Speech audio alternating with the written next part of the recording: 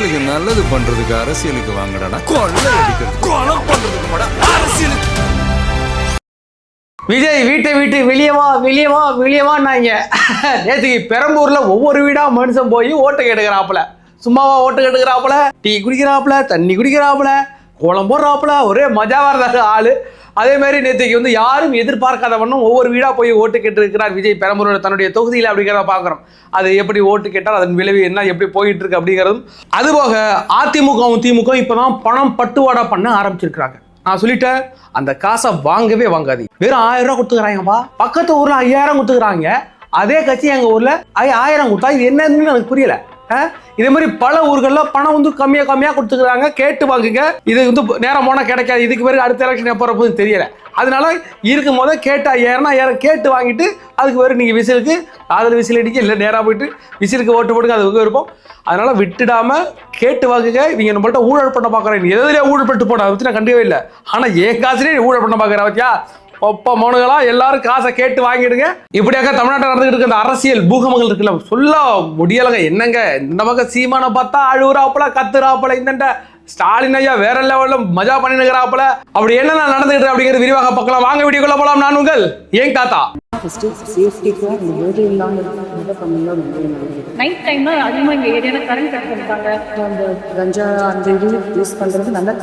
கடவுள் தான் நம்மளை காப்பாற்றணும்னு எங்க அண்ணன் அடிக்கடி என்கிட்ட சொல்வார். அவர் சொன்னது இனிமேல் தானே நடக்க போகுது. எங்களை காப்பாற்ற வந்த சாமி நீங்க தானே.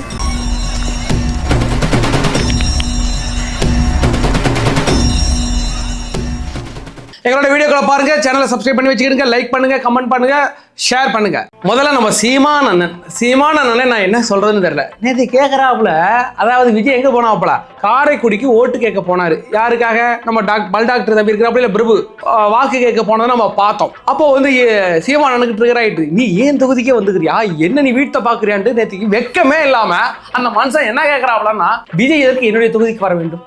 நீங்க முதலமைச்சருடைய தொகுதிக்கு போங்க, துணை முதலமைச்சரோட தொகுதிக்கு நீங்க போக வேண்டியதானே. அப்போ உங்களோட எதிரி நானா அந்த துணை முதலமைச்சர் டிஎம்கேவா அப்படின்னு காட்டுவிட்டாப்புல. எனக்குன்னா சாகாய் போச்சுக்கா. அதே தான் நானும் கேட்டுக்கிட்டு இருக்கிறேன் 2 வருஷமா. உனக்கு எதிரி யாரு? சீமானுக்கு எதிரி யாரு? விஜயா திமுகவா? இத்தனால திமுக விட்டுட்டு விஜயை கடிச்சுக்கிட்டு இருக்கும்போது தெரியலையா இந்த சாட்டை துறைமுருகன் தூங்கும் போது விஜய் விஜய் விஜய் விஜய் விஜய் விஜய் தளபதி தளபதி தளபதி சிரிக்க சிரிக்க சிரிக்க அப்படின்னு கத்திட்டு இருக்கும் போதெல்லாம் தெரியலையா?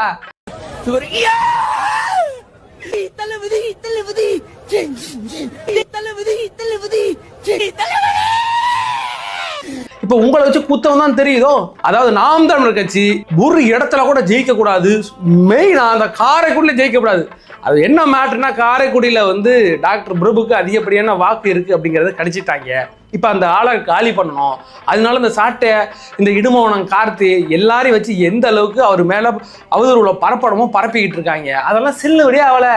ஐயோ டாக்டர் அந்த பக்கம் அதிக ஓட்டு வித்தியாசத்துல ஜெயிக்க போறாப்பல. அது தெரிஞ்சுக்கிட்டு தான் இந்த குதிக்கிறாங்க. சீமான் அண்ணன், நீங்க ஒரு 15 வருஷமா கத்தி கட்சி நடத்தி இருக்கிறீங்க.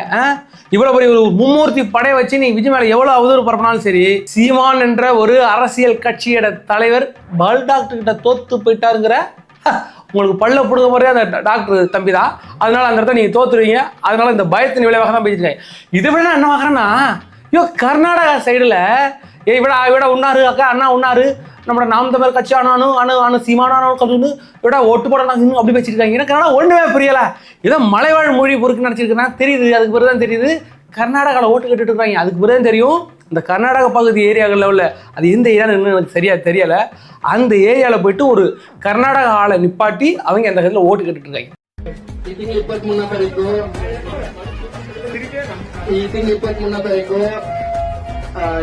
அப்படிப்பட்ட ஒரு நாம் தமிழர் கட்சி எவ்வளவு கேவலமான சூழ்நிலையில் இருக்கிறாங்க. இவங்க ஏன் எங்களை வந்து கடிக்கலாமா?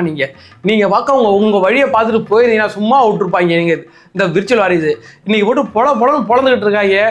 நாம் தமிழர் கட்சியில சீமான் தோக்க போறத கண்கூடா இன்னைக்கு எல்லாம் நம்ம பார்க்க போறோம். அதற்கு முக்கியமான காரணம் இடுமோனம் கார்த்தி, சாட்ட துறைமுருகன், அப்புறம் ஹெட் ஆஃப் த டிபார்ட்மெண்ட் மனநல மருத்துவமனை, காம்பவுண்டு சுவரில்லாத மனநல மருத்துவமனையோட டீலா இருக்கிற சீமான் அவர்கள். அதற்கு பிறகு முக ஸ்டாலின் அவர்கள் பல இடங்கள்ல நீங்க போயிட்டு பரப்புரை செய்யறதெல்லாம் பார்த்தோம். மிக சிறந்த பரப்புரையாக நான் பார்க்க போறது என்னன்னா, இன்னைக்கு வந்து எல்லா குற்றி கட்சி தலைவர்களோட பிரேமலதா விஜயகானந்த துரந்தர், லேடி துரந்தரா பார்க்க நினைக்கிறேன். அந்த அம்மா வந்து விட்டு வாரி இருக்கு. எங்க அண்ணன் கட்சி சூப்பரா நடத்திருக்கிறா போல. என்ன லேடிஸ்க்கெல்லாம் பாதுகாப்பு இல்லை, வன்புணர்வு அதிகமாக நடக்குது, நல்லா காட்சி நடத்தினுக்கிறாப்பல. ஆனால் அதிகமாக வந்து கஞ்சா போதை பழக்கம்லாம் இருக்குது. ஆனால் கட்சி சூப்பராக நடத்தினுக்கிறாப்புல. இந்த சொல்லுவலாம் உண்மையில் பையன் நல்ல பையன் தாங்க ஆனால் கஞ்சா அடிப்பான் அப்படின்னு சொல்லும்ல, அந்த கதையா எங்கள் அண்ணன் நல்லா கட்சி நடத்துக்கிறாப்புல. என்ன இதெல்லாம் இருக்குதுன்னு ஓப்பனாக வந்து சொல்லிட்டு போயிட்டு என்ன பத்தி இந்த ஆள்கிட்ட எடுத்து சொல்லு. என்ன சொல்றது? எதையாச்சும் சொல்லியா? தமிழ்நாடு முழுக்க ஒரே ஒரு குற்றச்சாட்டு தான் அண்ணன் மேல இருக்கு. அதுவும் இந்த பெண்கள் கூட்டத்துல நான் சொல்றேன், எங்க பார்த்தாலும் பாலியல் வன்கொடுமை, போதை கலாச்சாரம் இருக்கு. இதை தவிர வேற என்ன சொல்ல முடியும்? என்ன சொல்ல சொன்னா என்ன சொல்லிட்டு இருக்க? என்னடா என்னமோ கூன்றான் என்னங்க? நீ ஒண்ணும் சொல்லணும் போ. அதற்கு பிறகு அந்த கூட்டு வரும்போது அந்த மனுஷன் யாரோ வந்து கும்பிடுறாங்க, இப்படி கும்பிடுறாங்க அப்படின்றாருப்பா ஸ்டாலின். உண்மையிலேயே இது ஒரு பண்ணையார்த்தனம் இல்லையா? நீங்கள் ஒரு முதலமைச்சர் வராங்க, இவ்வளவு இந்த எஸ்காட்லாம் தாண்டி ஒரு ஆளை விட்டதே பெரிய தப்பு. அதை தாண்டி எடுத்து கும்பிட்றாங்கன்னா மரியாதையாக நீங்கள் வந்து அவங்கள சினிமா வாங்கமா அப்படின்னு சொல்லிட்டு போகணும். அதெல்லாம் ஒரு கட்சியின் தலைவருக்கு அழகு. இதே விஜய் எத்தனை இடங்கள்ல விஜய் எவ்வளோ பேர் கட்டி பிடிக்கிறாங்கப்பா. அந்த மனுஷன் எவ்வளோ கூலாக ஹேண்டில் பண்ணுறாரு. ஒருவேளை ஓடி வந்தால் அவர் விலகி போகிறாரு தவிர ஒரு இடங்களில் கூட யாரையும் அப்படி சீன்றது கிடையாது அந்த மனுஷன். ஆனால் ஒரு இந்த பண்ணையார்த்தனத்தின் உச்சமாக இருக்கிற இந்த ஸ்டாலினாக இருந்தாலும் சரி, உதயநிதி ஸ்டாலினாக இருந்தாலும் சரி, இவர்கள் நடந்து கொள்றதெல்லாம் பார்த்தா அருவருப்பின் உச்சமாக இருக்குது. இப்படி தானா இருப்பாங்க. ஆனால் விஜய்ன்ற நபர் வந்ததுக்கு பிறகுதான் இதெல்லாம் மக்கள் கூர்ந்து கவனிக்க ஆரம்பிக்கிறாங்க. ஏற்கனவே ட்ரெயினில் விட்டு சொப்புன்னு ஒரு அரைஞ்சு விட்டா ஞாபகம் இருக்குதா? ஜவா கூட்டு சக்குன்னு அரைஞ்சு விட்டாப்பல. அதே மாதிரி பல தொண்டர்களை இவங்கெல்லாம் போட்டு போலன்னு பொழந்துருக்காங்க வைங்களேன். அது அந்தண்டப்போன்னு சொன்ன மனுஷன் ஒரு குழந்தையோட கையில் வச்சுக்கிறாப்புல. இதே நம்ம ஆளாக இருந்தால் தூக்கி கொஞ்சம் முத்தமிட்டு அன்னைக்கு பார்க்குற ஒரு ஊனமற்ற குழந்தை நம்மளுடைய அடிக்கடி விஜயுடைய ரசிகராக இருப்பா. அந்த ஓடி வந்து அந்த கூட்டத்திலேயே அந்த பிள்ளையை பிடிச்சி முத்தம் கொடுத்துட்டு போகிறார் விஜய். இப்படி ஒரு சின்ன குழந்தை கை குழந்தை இருக்கு, அந்த கை குழந்தை நவருங்கன்னு சொல்லும் போது பார்க்க ஒரு மாதிரியா இருந்துச்சு. அதை அவர் பண்ணுறாரு, அவரோட பண்ணையார்த்தனம் நம்ம அதில் ஒன்றும் சொல்கிறது கிடையாது.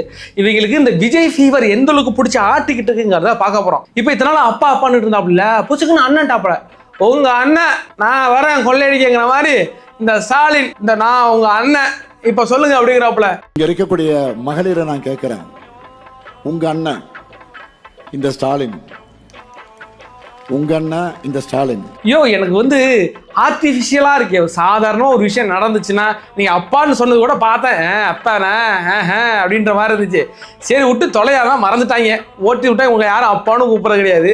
இப்போ புதுசாக அண்ணன் நான் உங்க அண்ணன் நான் வரேங்கிற மாதிரி பேசிக்கிறாப்புல. இல்லை இதெல்லாம் விஜயோட ஃபீவர் அவருடைய அப்படியே எடுத்து காப்பி பண்றாங்க. அங்கே பார்த்தா உதயநிதி ஸ்டாலின் கண்ணாடி போட்டுக்கிறாப்புல, துண்டை போடுறாப்புல, கை கொடுத்து தூக்குறாங்க, பூவை வீசுறாங்க. இது என்னடா புதுசா இருக்கு. அப்புறம் பார்த்தா அங்க ஒரு வேட்பாளர், திமுக வேட்பாளர் ஆடிட்டு இருக்கிறாப்புல. இப்படி எனக்கு தெரிஞ்சு இத்தனை வருஷமா 75 வருஷமா அந்த கட்சி இருக்கு. நான் ஒரு 10-15 வருஷமா அந்த பார்த்துக்கிட்டு இருக்கிறேன். ஒரு இடத்துல கூட ஒரு வேட்பாளர் திமுக வேட்பாளர் இப்படி பண்ணுனதே கிடையாது. ஆடிட்டு இருக்கிறதெல்லாம் பண்ணதே கிடையாது. ஆடிட்டு இருக்கிறாப்புல. எஸ்ஐ சார், ஐயோ இங்க பாருங்க சார், ஒரே பைத்தியங்களா இருக்கு sir. Sir SI sir, SI sir. அது இந்த 234 வேட்பாளரை விஜய் அறிவிச்சார்ல, விஜய் அறிவிக்கும் போது ஒவ்வொருத்தங்க இப்படி ஆட்சி போட்டது, இப்படி கட்டுறது, இப்படி பண்ணது, அதெல்லாம் பண்ணிக்கிட்டு தான். இல்லை இவங்களுக்கு ஒரு ஜாலி, நாங்களும் பண்றோம்டா, நாங்களும் என்னடா பண்றது அப்படிங்கிற மாதிரி பண்ணிட்டு இருக்காங்க. எல்லாம் வித்தியாசமா இருக்குது. தலைவர் விஜயனுடைய கேம்பெயின் நேற்றுக்கு பெரம்பூர் தொகுதியில் யாருக்கும் சொல்ல ஆளு ஒரு சர்ப்ரைஸ் விசிட்டா போயிட்டு எல்லா வீடுகள்லையும் போய் உள்ள போய் வாக்கு சேகரித்தார். உண்மையிலேயே ஒரு தலைவன் நேற்றுக்கு எல்லாருக்கும் ஒரு பூஸ்டா இருந்துச்சு. இதைத்தான் நான் விஜய் அவர்கள் எதிர்பார்க்குறேன். வித்தியாசமா பசங்களுக்கு பூஸ்டர் கொடுத்துட்டே இருங்க. இப்போ நேற்று விஜய் அவர்கள் போனதுனால பெரம்பூரில் அதிகப்படியான வாக்கு வருமானா இதனால வராது, அவங்களுக்கு ஏற்கனவே வந்திருக்கு. விஜய் அவர்களுக்கு இன்னைக்கு மோர் தென் 50% வாக்கு அங்கே பெரம்பூர்ல இருக்கு. சொல்ல போனா இந்தியாவிலேயே அதிகப்படியான வாக்கு வித்தியாசத்தில் ஜெயிச்ச ஒரு நபராக விஜய் இருக்கலாம். நான் விஜய் இருக்கலாம்னு சொல்றேன். ஏன்னா திருச்சி கிழக்கிலையும் சரி, நீங்க பெரம்பூர் தொகுதியிலும் அதிக கிறிஸ்தவர்கள் இருக்கிறாங்க. அதனாலதான் விஜய் அதை தேர்ந்தெடுத்து வச்சார் அப்படின்றாரு. நேரம் ஒரு வீட்டுக்குள்ள போறாரு, ஒரு அம்மா திருநீர் சுருதியா அந்த திருநீருடையே வெளில வர்றாரு, எல்லாத்தையும் வாக்கு சேகரிக்கிறார். அந்த பக்கத்துல உள்ளலாம் கிறிஸ்டின் பீப்புள் அப்படி தெரியாதா? இப்ப இடையில பார்க்குற ஒரு திமுக அமைச்சர் நெத்தியில திருநீர் பூசம் அழிச்சிட்டு போறாரு.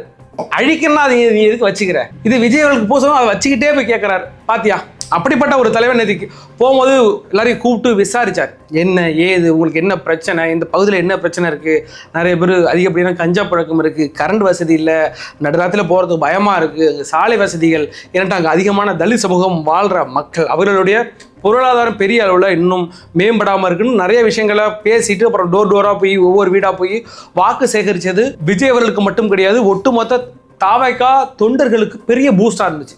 இந்த பாரா இதைத்தானடா எதிர்பார்த்தேன், என் தலைவன் பாரா வீடு வீடாக வராப்பலடா, தெரிஞ்சிருந்தா நான் பெரம்பூர் தொகுதிக்கு போய் அங்கே ஒரு என்னுடைய வீடே அங்கே நான் மாற்றிருப்பேன், அங்கேயே அண்ணன் எங்கள் வீட்டு வந்திருப்பாருன்னு சொல்கிற அளவுக்கு பசங்க நிறைய பேர் பூரி படைந்தாங்களேன்.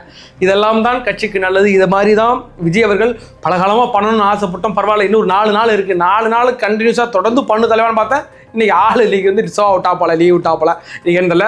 நாளைக்கு திருச்சி செல்கிறார். திருச்சியில் இதே மாதிரியான ஒரு பரப்புரை இருந்தது. இன்னைக்கு 18ஆம் தேதி, 19, 20, 21 4 நாள் தான் இருக்குது. 4 நாள் இன்னைக்கு விட்டுருக்கு, நாளைக்கு அடுத்த 3 நாள்.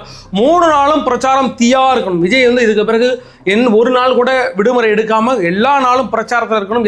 இன்னைக்கு வந்து பல இடங்கள்ல தாவேக்காவுடைய இந்த தொண்டர்கள் போய் ஓட்டு கேட்கல அப்படிங்கிற ஒரு செய்திகள் நம்ம பார்க்குறோம். நிறைய இடங்கள்ல நிறைய பேர் வந்து ஓட்டு கேட்கறதுல அதுக்கு உட்கட்சி கட்டமைப்பு சில பிரச்சனைகளாக இருக்கு.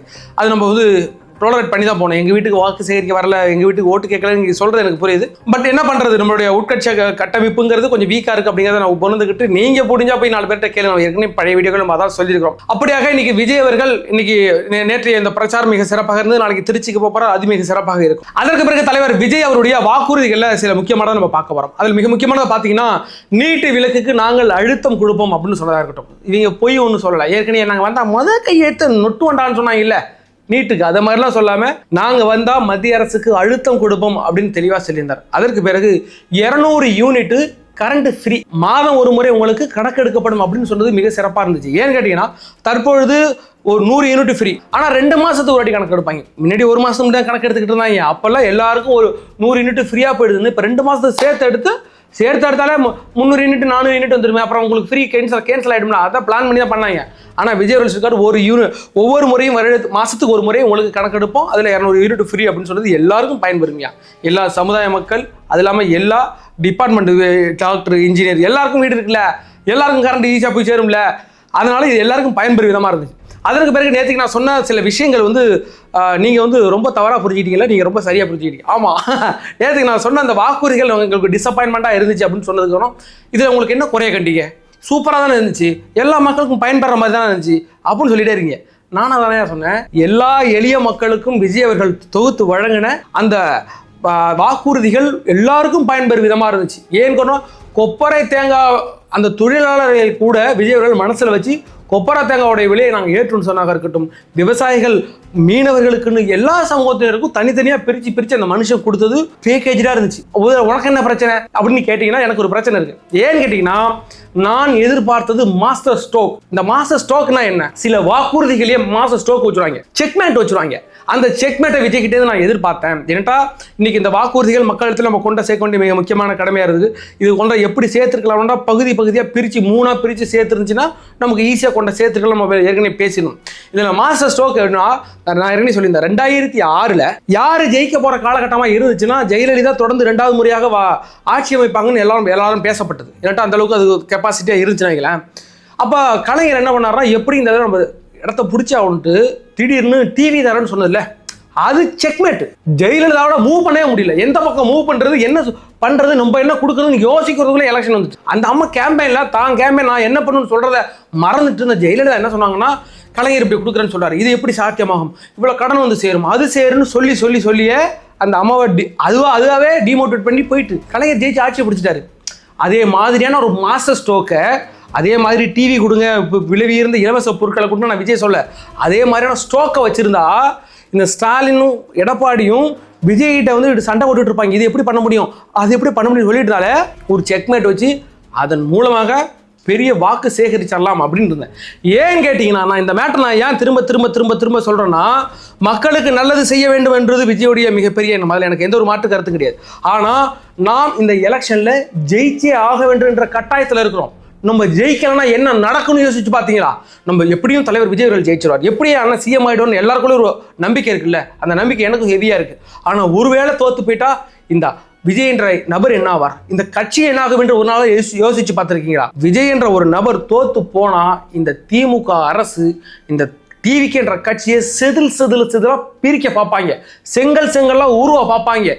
அதாவது விஜயகாந்த் என்ற ஒரு நபர் 29 எம்எல்ஏவோட சட்டமன்றத்தில் உள்ள போனார்.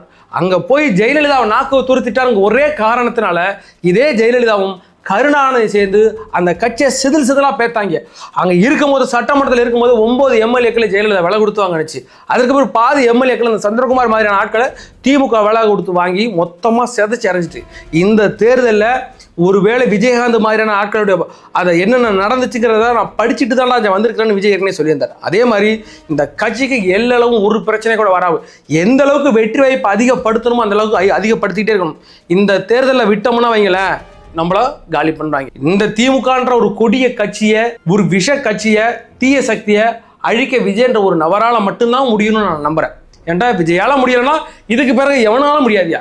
இத்தனை வருஷம் அதிமுக இருந்தான் அழிக்க முடிஞ்சுதா? இந்த மதவாத கட்சியெல்லாம் வந்து அழிச்சிருவாங்களா? அதெல்லாம் முடிய வாய்ப்பே இல்லை. அதனால தற்போது நமக்கு கிடைச்சிருக்க ஒரே ஒரு இந்த டூல் அப்படிங்கிற நபர் வந்து விஜய். இந்த விஜயை வச்சு தான் இந்த திமுகவை அழிக்கணும். அதனால் எந்த அளவுக்கு இந்த டிவிக்கவை இந்த விஜயன்ற நபரை கொண்டு அந்த இடத்துல உட்கார வைக்கிறோமோ அது அவ்வளவும் தமிழ்நாட்டு மக்களுக்கு நல்லது, ஒட்டுமொத்தமாக அந்த டிவிகேக்கு நல்லது. இன்னும் பல ஆண்டு காலம் கழித்து இந்த டிவிகேன்ற கட்சி பேர் சொல்லணும் அப்படின்னா இந்த தேர்தல் நம்ம ஸ்ட்ரெயின் பண்ணணும். ஏன்ட்டா முதல் தேர்தலே தோற்று போன எத்தனை கட்சிகள் காணாமே போயிருக்காங்க. சொல்லப்போனால் மதிமுகன்ற கட்சி பெரிய கட்சியாக வளர்ந்ததை இந்த கருணாநிதி என்ற இந்த திமுகவுடைய அந்த தலைவர் எந்த அளவுக்கு அழிச்சு இன்னைக்கு என்ன பண்ணிச்சுக்கிறாரு? 4 சீட்டு அழுதுட்டு இருக்கிறாப்புல வைகோ. 1994 இந்த வைகோன்ற நபருக்கு எவ்வளோ ஃபேமஸ் தெரியுமா? அவர் கூட்டம் போடுறார், பேசுறாருன்னா தமிழ்நாட்டில் இருந்து எல்லா பக்கமும் அளவோல போவாங்க அங்கே அவர் பேச்சை கேட்கறதுக்கு. இன்னைக்கு இந்த மனுஷன் எங்க அடிச்சு நொறுக்கிட்டாங்கயா. முதல் எலெக்ஷனில் தோத்து போயிட்டு அது ஸ்டெயின் பண்ணுறது சாதாரண விஷயம் கிடையாது. கமலஹாசன் என்ன நிலைமையில் ஆனார், இப்போ சரத்குமார் என்ன நிலைமையில் ஆனார், அந்த நிலைமை விஜய்க்கு வந்துடக்கூடாதுன்னா குறைஞ்சபட்சம் அடிச்சு ஜெயிச்ச வச்சோம். அப்படிப்பட்ட ஒரு ஸ்ட்ரோக்க தலைவர் விஜய் அவர்கள் தன்னுடைய அந்த வாக்குறுதிகள் மூலம் தருவார் அப்படின்னு நான் எதிர்பார்த்தேன். அவரே சொல்லிட்டார் என்னால் சாத்தியம் இல்லாதெல்லாம் தர முடியாது அப்படின்னார். கலைஞருக்கும் அது சாத்தியம் இல்லாமல் தான் இருந்துச்சு, அதை அவர் சாத்தியப்படுத்தினாருங்களேன். பட் விஜய் ரொம்ப சேஃபாக கேம் ஆடான்னு நினைக்கிறோம். சரி, இந்த வாக்குறுதிகள் எந்த விதத்திலும் யாருக்கும் குறையில்லாத வாக்குறுதி. என்னுடைய மனசில் பட்டதை நான் சொன்னேன். எல்லாருக்கும் ஒரு கருத்து இருக்கும்ல, உங்களுக்கு ஒரு கருத்து இருக்குல்ல, அது மாதிரி எனக்கு ஒரு கருத்து இருந்துச்சு, அதை சொன்னேன்.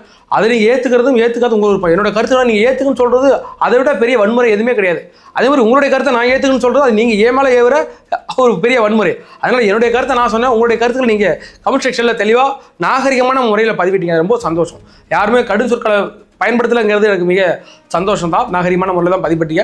இருந்தாலும் உங்களுடைய கருத்துக்கள் படி என்னுடைய கருத்துக்களுக்கும் இதிலெல்லாம் முரண்பாடு இருந்துச்சுன்னா கண்டிப்பாக நான் வெளிப்படையாக சொன்னேன். நான் இந்த நேரத்துலலாம் உட்காந்துக்கிட்டு இல்லை இது அப்படிதாங்க நான் சப்பை கட்டுக்கிறேன்னா இந்த கட்சிக்கு நான் செய்யும் மிகப்பெரிய துரோகமாக கருதுகிறேன். எந்த இடங்களெல்லாம் இந்த கட்சி தடுமாறுகிறதோ, இந்த இடத்துல இந்த ஸ்ட்ரோக்கை மிஸ் பண்ணுறாங்களோ அதை நான் வெளிப்படையாக வந்து சொன்னாதான் அதோட புரியல் உங்களுக்கு இருக்கும். ஒரு புள்ள தப்பு பண்ணால் அடித்து வளர்க்கணும், கண்டித்து வளர்க்கணும், இல்லைனா அந்த புள்ள தருதலையாக போயிடும் அப்படின்னு சொல்லுவாங்க. இல்லை, அதே மாதிரி ஒரு கட்சி நல்ல கட்சி, சூப்பரான கட்சி, மக்கள் ஆதரவு கொண்ட கட்சியில் சிறு சிறு பிரச்சனைகள் தான் இந்த ஸ்ட்ரோக்கு போட்டுக்கலாமா, இப்படி பண்ணியிருக்கலாமான்னு நம்ம சொல்கிறது டிஸ்கஷனில் இருந்துச்சுன்னா அது தலைமைக்கு பார்த்தா ஓஹோ இதுவும் கரெக்டு தானே அப்படின்னு அவங்களுக்கு யோசிக்க தோணும்ல. ஒருவேளை அப்படியான கருத்துக்களை நான் முன் வச்சேன். உங்களுடைய கருத்துக்களை நீங்கள் இந்த வீடியோக்கு உங்களுடைய கருத்துக்களை நீங்கள் பதிவிடுங்க. சரி, வேற ஒரு வீடியோவில் சந்திக்கும் வரை உங்களோட இந்த வீடியோ வருது நான் உங்கள் யங் தாத்தா.